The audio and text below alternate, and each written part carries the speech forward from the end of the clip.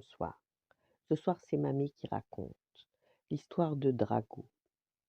Les dragons forment un petit club de dragons d'exception.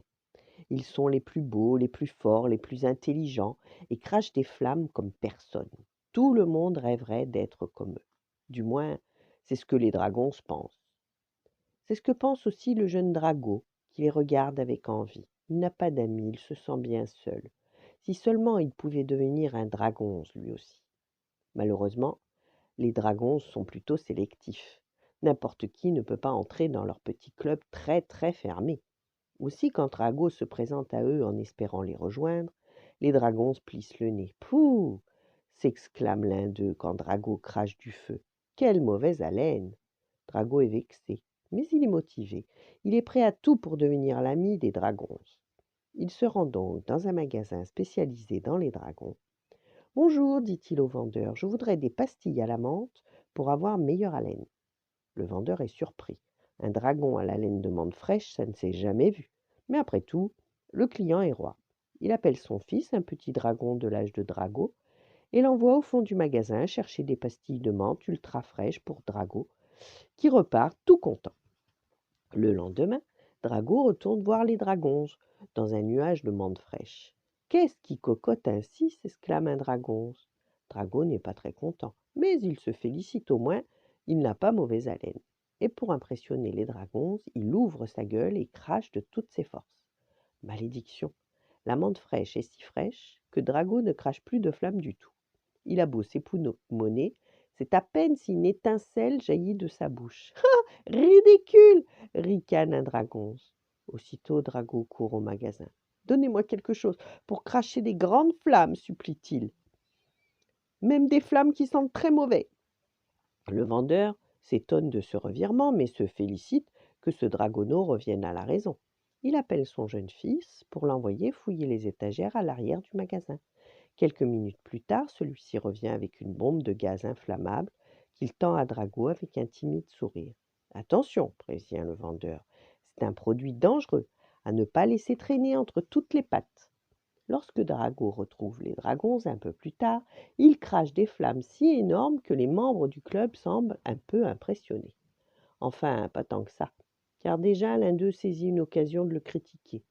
Vous ne trouvez pas qu'il a les écailles assez pointues demande-t-il aux autres dragons d'un air un peu déçu. Les dragons observent Drago sous toutes ses coutures, à tel point qu'il en rougit tout gêné. C'est vrai, admet les dragons, tout en chœur. On dirait des écailles de rien du tout.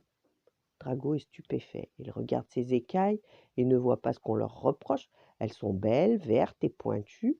On pourrait même dire que ce sont des écailles de compétition. Drago ne sait plus quoi faire pour être à la hauteur des dragons et devenir leur ami.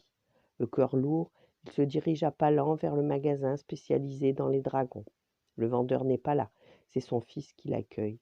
Bonjour, dit Drago. Vous n'auriez pas une lime à écailles? Le jeune dragon voit bien que Drago n'est pas dans son assiette, et il en est malheureux pour lui. Je peux faire quelque chose pour t'aider? Lui demande-t-il.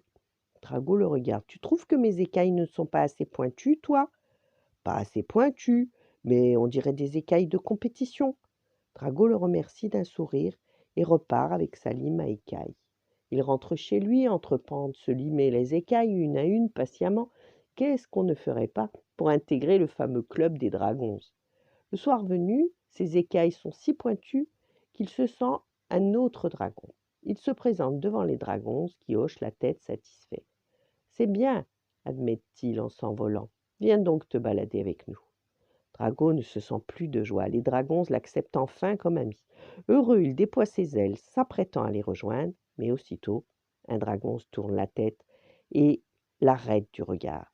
Tes ailes sont bien trop petites, s'écrie-t-il. Ce n'est pas digne d'être un dragon.